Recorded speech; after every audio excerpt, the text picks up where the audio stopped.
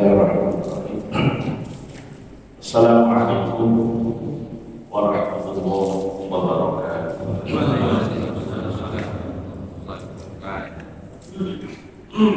Bismillahirrahmanirrahim.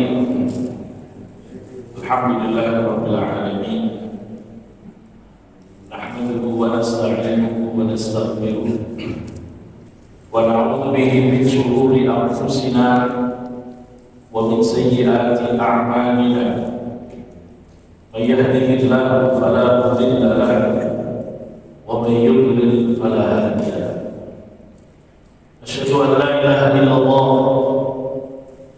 وحده لا شريك له وأشهد أن محمدا عبده ورسوله وصفيه لا نبي بعده اللهم صل وسلم وبارك على عبدك ورسولك سيدنا وحبيبنا محمد صلى الله عليه وسلم وعلى آله وصحبه أجمعين أما بعد. Hadirin wal hadirat Bapak Ibu jamaah rahimakumullah. Pertama-tama marilah kita panjatkan puji syukur kita kepada Allah Subhanahu wa taala atas segala nikmat yang Allah berikan kepada kita, wabil khusus nikmat iman, nikmat Islam, nikmat mampu beribadah kepada Allah Subhanahu wa taala, dan semoga kita senantiasa diberikan istiqomah dalam ibadah sampai akhir hidup kita. Amin ya rabbal alamin. Salawat dan salam semoga selalu dilimpahkan kepada junjungan kita baginda Nabi Muhammad sallallahu alaihi wasallam. Hadirin wa hadirat rahimakumullah, tidak lupa masih dalam suasana bulan Syawal, kami mengucapkan kullu aamin wa antum bi khair minal aidin wal faizin. Mohon maaf lahir batin selama kita bersama barangkali ada khilaf, ada kesalahan, semoga dibukakan pintu maaf yang sebesar-besarnya. Bapak Ibu rahimahullah, kita sudah memasuki haji yang terakhir, kita sudah masuk. Siapa saja yang diwajibkan oleh Allah untuk melakukan ibadah haji. Kemudian hari ini kita akan masuk kepada amalan-amalan haji. Amalan haji ada yang disebut dengan rukun haji, ada yang disebut dengan wajib haji, dan ada yang disebut dengan sunnah haji. Rukun haji adalah amalan yang harus dikerjakan. Kalau tidak dikerjakan, maka hajinya tidak sah. Kalau wajib haji adalah amalan-amalan yang harus dikerjakan. Seandainya tidak dikerjakan, maka diganti dengan membayar dana. Yang ketiga adalah sunnah haji, amalan-amalan yang dianjurkan untuk dikerjakan dalam rangkaian ibadah haji, tapi jika tidak dikerjakan tidak berdampak apapun, tapi mengurangi kesempurnaan dari ibadah haji kita. Bapak Ibu jamaah rahimahullah, kita masuk kepada rukun haji. Rukun haji yang pertama adalah ihram. Ihram itu apa? Ihram itu adalah mulai niat haji atau mulai niat ihram. Pakaian yang disebut pakaian ihram, tapi niatnya itu disebut dengan ihram. Ketika kita sudah sama dengan sholat, kalau kita sudah mau Allah Akbar, niat sholat dan seterusnya, Allah Akbar, itu disebut niat sholat. Nah, dalam haji disebut dengan ihram. Ditandai dengan kita membaca, ada beberapa versi, di antaranya adalah labbaik Allahumma umratan, labbaik Allahumma hajjan. Boleh juga dilafalkan dengan nawaitul hajja wa ahramtu bihi lillahi ta'ala. Kalau umrah, nawaitul umrata wa ahramtu biha. Kalau haji, kalau umrah, ya. Karena dalam bahasa Arab, umrah, anas, haji, takkan. Kalau kita sudah mengucapkan itu, sudah ngomong nawaitul hajja wa ahramtu bihi, maka berlaku seluruh larangan ihram. Apa saja larangan ihram? Tidak boleh dibagi laki-laki, tidak boleh menggunakan yang sering disebut dengan pakaian berjahit. Pakaian berjahit maksudnya apa sih Pak? Itu istilah saja sebenarnya, yaitu pakaian yang membentuk tubuh kita. Jadi kan saya pakai baju, ada bentuk tangan, bentuk tubuh, bentuk kaki. Ini berjahit, pakaiannya yang nyambung. Saya punya kain, saya sambung menjadi sarung, itu namanya pakaian berjahit. Pakaian tidak berjahit bagaimana? Ya polos, kayak anduk gitu ya. Anduk itu kan hanya begini saja. Itu pakaian tidak berjahit. Meskipun dijahit pernahnya, bukan itu maksudnya. Jadi hanya dua helai kain. Kain untuk sarung, ditutup buat sarung. Kain yang untuk selendang. Kok bisa begitu? Nurut sama Allah disuruh begitu ya begitu. Ibadah itu begitu, nggak banyak tanya. Apa hikmahnya? Wallahu a'lam, kita serahkan kepada Allah. Yang penting laki-laki harus begitu. Pakai celana dalam melanggar, nggak boleh. Pakai kaos kaki melanggar. Pakai peci nggak boleh pakai peci. Jadi kepalanya dibuka. Khusus laki-laki tidak boleh menggunakan pakaian berjahit, tidak boleh menutup kepala. Kalau perempuan beda lagi. Kalau perempuan pakaian ihramnya adalah layaknya muslimah, biasa menutup seluruh aurat kecuali muka dan tangan tidak boleh ditutup. Muka dan telapak tangan tidak boleh ditutup kalau sedang melakukan ihram. Kemudian tidak boleh nyisir rambut. Tidak boleh nyisir rambut. Kenapa Ustaz? Allah yang nyuruh. Nyisir rambut melanggar. Tidak boleh memotong kuku, tidak boleh menggunakan wangi-wangian. Berarti sabun wangi tidak boleh, minyak wangi tidak boleh, parfum wangi tidak boleh. Tidak boleh menutup, pakai sepatu yang menutup telapak kaki bagi laki-laki tidak boleh. Berarti hanya dua helai kain saja yang menutupi tubuh seorang laki-laki ketika masih tentang ihram, hadirin rahimakumullah. Kapan kita boleh melakukan ihram haji? Dalam Al-Quran disebutkan al-hajju ashhurun ma'lumat. Haji itu di bulan-bulan tertentu. Kita sah niat haji kalau sudah memasuki bulan Syawal, bulan Dzulqa'dah, bulan Dzulhijjah. Tidak boleh haji bulan Muharram, tidak boleh. Dulu ada seorang cendekiawan profesor doktor mengusulkan, sekarang dia menjadi profesor Indonesia itu ya, haji itu daripada hilang di bulan haji, bisa diperlebar bulan haji, bisa bulan Muharram, bulan Safar. Kata umat yang lain, sok itu berangkat sendiri.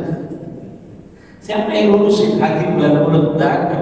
Itu sudah ditentukan oleh Allah melalui Nabi Muhammad SAW. Kalau niat haji mulai bulan Syawal, Dzulqa'dah, Dzulhijjah. Kemudian yang kedua adalah rukun haji adalah wukuf di Arafah. Wukuf di Arafah. Yang ketiga adalah tawaf. Yang keempat sa'i. Yang kelima adalah tahallul, yang ditandai dengan mencukur rambut bagi laki-laki. Disunahkan, yang afdol dicukur semuanya. Boleh hanya 3 helai rambut boleh. Tapi sunnahnya semuanya. Hanya itu rukun haji. Saya ulangi, ihram, kemudian wukuf, tawaf, sa'i, kemudian tahallul yang ditandai dengan mencukur rambut atau memotong sebagian rambut. Dan seluruh rangkaian ibadah haji itu dikerjakan di Makkah. Tidak ada rangkaian ibadah haji di Madinah. Di Madinah tidak ada amalan haji. Di Madinah itu sifatnya hanya berziarah kepada Rasulullah, melakukan banyak ibadah di masjidnya Rasulullah Shallallahu Alaihi Wasallam. Semua amalan ibadah haji ada di Makkah Mukarramah. Kemudian hadirin rahimahumullah, kita masuk lagi ke ihram. Ihram itu disyaratkan atau termasuk wajib haji. Ihram rukun, tapi pelaksanaan ihram itu mulai dari mana? Mulai dari yang disebut dengan miqat. Miqat itu adalah tempat-tempat yang sudah ditunjuk oleh Nabi. Kalau sudah berada di tempat situ harus sudah niat ihram. Kalau tidak niat ihram, melewati tempat itu belum niat ihram, belum pakai ihram, maka dia melanggar dan wajib membayar. Ada tempat namanya Yalamlam. Biasanya jamaah haji Indonesia itu kalau turun di Jeddah itu melewati tempat namanya Yalamlam. Yalamlam ini seharusnya lewat Yalamlam harus sudah niat haji, niat umroh atau niat haji. Kalau dari Madinah ada tempat namanya Bir Ali. Kalau sudah sampai Bir Ali harus sudah niat haji dan pakaian atau niat umroh atau niat haji dengan menggunakan pakaian ihram. Hadirin rahimahumullah, cara melakukan ibadah haji pada tiga. Ada yang disebut dengan haji tamattu, ada yang disebut dengan haji ifrad, ada yang disebut dengan haji qiran. Awas jangan qiran, bukan qirun. Tamattu, ifrad, qiran. Itu semua petunjuk Nabi, kita nggak punya pilihan. Tamattu, ifrad, qiran. Haji tamattu itu bagaimana? Haji tamattu itu begini. Kita ke Mekah umroh dulu, baru nanti kalau sudah hari H kita niat haji. Ini biasanya dilakukan oleh jamaah haji Indonesia. Jamaah haji Indonesia kloter pertama itu kira-kira kalau sekarang mulai tanggal 24 Mei sampai tanggal 10 Juni mungkin itu kloter pertama. Jamaah haji Indonesia berangkat dari Indonesia langsung ke Madinah. Di Madinah ngapain? Di Madinah adalah ziarah kepada Rasulullah dan banyak melakukan ibadah di masjid. Kira-kira 9 sampai 10 hari kemudian dari Madinah berangkat ke Mekah. Ini masih di bulan Dzulqa'dah, bulan Dzulqa'dah. Dari Madinah berangkat naik bus, sampailah di tempat namanya Bir Ali. Ada masjid di sini. Di Bir Ali ini langsung ihram. Tapi ihramnya umroh, tidak ihram haji. Niat labbaik Allahumma umratan atau nawaitul umrata wa ahramtu bihadillahi ta'ala. Setelah niat dan pakai ihram bergerak dari Bir Ali kira-kira sekitar 5 sampai 4 jam sampailah di Makkah. Lalu di Makkah melakukan apa? Melakukan tawaf, sa'i, tahallul, selesai. Umrohnya sudah. Kan ini masih bulan Dzulqa'dah. Bulan Dzulqa'dah kira-kira masih tanggal 15, lanjut terus sampai dengan bulan bulan Dzulhijjah, masih pakaian biasa. Karena ihramnya sudah selesai. Jadi kalau sudah tahallul, maka kita sudah tidak berlaku lagi ihram, sudah selesai dari umrah, maka kita pakaian biasa. Bulan Dzulhijjah datang, tanggal 1, tanggal 2, tanggal 3, tanggal 4, tanggal 5, tanggal 6, tanggal 7, tanggal 8. Dari hotel masing-masing pakaian ihram. Langsung niat labbaik Allahumma umrah hajjah atau nawaitul hajjah wa ahramtu bihi lillahi ta'ala. Tanggal 8 kalau jamaah haji Indonesia langsung digeser dari Mekah, diantarin bus ke Arafah. Sebenarnya itu disunahkan dulu mampir ke Mina, tapi tidak diambil oleh pemerintah Indonesia, khawatir terlambat, jadi tidak diambil sebenarnya. Jamaah haji pemerintah Indonesia tidak mau resiko langsung dari Mekah langsung diantarin ke Arafah, karena yang haji bukan hanya orang Indonesia, kira-kira 2 juta orang. Nanti kalau macet bisnya nggak ke Arafah, malah lewat hajinya. Maka pemerintah Indonesia tidak mau resiko langsung dari Mekah setelah pakai ihram niat langsung digeser ke Arafah. Tanggal 9 Dzulhijjah. 9 Dzulhijjah ini kapan mulai wukufnya? Yaitu ba'da zuhur. Kalau sudah ada zuhur, maka disitulah waktu wukuf. Rukun haji wukuf. Wukuf itu dalam mazhab Syafi'i tidak harus sampai malam, tapi mazhab yang lain harus mulai dari siang sampai merasakan maghrib. Tapi kalau dalam mazhab Syafi'i 1 jam boleh, 2 jam boleh, 3 menit boleh, 4 menit boleh. Yang penting setelah zuhur ada dan berada di tempat namanya Arafah. Silakan mau zikir, mau ngaji, tidak ada batasan. Yang penting zuhur tanggal 9 Arafah harus berada di Arafah. Kalau nggak ada, tidak sah. Maka harus punya ilmu, Pak. Haji itu punya ilmu. Pas 9 Arafah melayang kemana-mana, enggak sah. 9 Arafah harus di padang Arafah, atau 9 Dzulhijjah harus di padang Arafah. Apa itu saja? Zikir, berdoa, ngaji, silakan. Nanti kita sudah masuk ke rukun yang kedua. Nah, itu. Wukuf di Arafah sampai maghrib biasanya. Maghrib, kemudian dari Arafah diangkut bis menuju tempat namanya Musdalifah. Musdalifah ini bukan rukun haji tapi wajib haji. Nginep di situ doang. Berada di Musdalifah sampai pertengahan malam. Ngapain? Ya, dikit doang. Jadi haji itu berat. Amalan fisik itu berat terus. Itu yang kurang sehat. Sakit betul itu, Pak. Itu di padang Arafah, bukan di hotel itu. Padang pasirnya itu panas. Kemudian malam ini kita sudah malam 10 berada di Musdalifah sampai jam 12 malam. Di situ sambil persiapan mengambil kerikil untuk membalas, untuk melempar jumroh. Nah, tanggal masih malam 10 setelah melewati tengah malam digeser lagi kemana? Ke Mina. Geser lagi ke Mina. Untuk apa ini? Tanggal 10 Dzulhijjah, di saat umat Islam melakukan Idul Adha, ada amalan haji yang dikerjakan, yaitu melempar jumroh Aqobah. Jadi ada tempat melempar jumroh namanya Aqobah. Kita melempar 7 kali. Bismillahirrahmanirrahim. Melempar jumroh Aqobah tanggal 10 termasuk wajib haji, bukan rukun haji. Kalau nggak dikerjakan, membayar dendam, dilempar.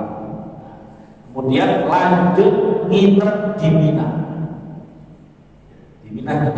Nah, kalau sudah melempar jumroh, kita melakukan tahallul, cukur rambut. Maka kalau sudah melempar jumroh Aqobah, kita sudah tidak berlaku lagi larangan ihram. Kalau sudah tahallul, boleh ganti baju biasa. Larangan ihram tidak berlaku lagi kecuali satu bab yang masih berlaku, yaitu tidak boleh berhubungan suami istri. Wayahnya, awas yang haji bareng istrinya yang sabar Pak ya. Belum boleh. Pelanggaran berat. Kalau hubungan suami istri pelanggaran berat, harus boleh kontak. Berapa itu? Awas. Tanggal 10 di Mina, nginep malam 11. Ada tempat di Mina, di tenda-tenda itu Pak. Bukan di hotel, di tenda-tenda yang begitu panas. Jadi di angin yang kencang itu ya situ nginep di situ tanggal 11. Nah, nanti kita tanggal 11 melempar jumroh juga Tapi jumrah ketiga-tiganya, jumrah ula, jumrah wusta, jumrah akbar, lempar. Masing-masing jumrah dilempar 7 kali. Tanggal 11 masih di Mina, nginep lagi sampai tanggal 12, ngelempar lagi jumrah ula, wusta, akbar. Kalau sudah melempar jumrah tanggal 12, kita selesai balik ke Mekah melakukan tawaf dan sa'i. Kalau sudah melakukan tawaf dan sa'i, maka selesailah pekerjaan haji. Tinggal nanti kalau mau meninggalkan Mekah, kita hanya tawaf wada, maka selesailah haji kita. Jadi inti hari-harinya haji adalah tanggal 9, tanggal 10, tanggal 11, tanggal 12 Dzulhijjah, 4 hari 2 sebenarnya haji. Tapi kalau tanggal 12 belum keluar dari Makkah, maka punya kewajiban lagi namanya nginep di Mina sampai tanggal 15. Maka cepat-cepat tanggal 12 siang sebelum maghrib harus sudah keluar dari Mina menuju Makkah untuk melaksanakan tawaf dan sa'i. Itu bayangan ibadah haji sebentar. Tapi pemerintah Indonesia, jamaah haji Indonesia dalam rangkaian ibadah haji diberikan waktu 4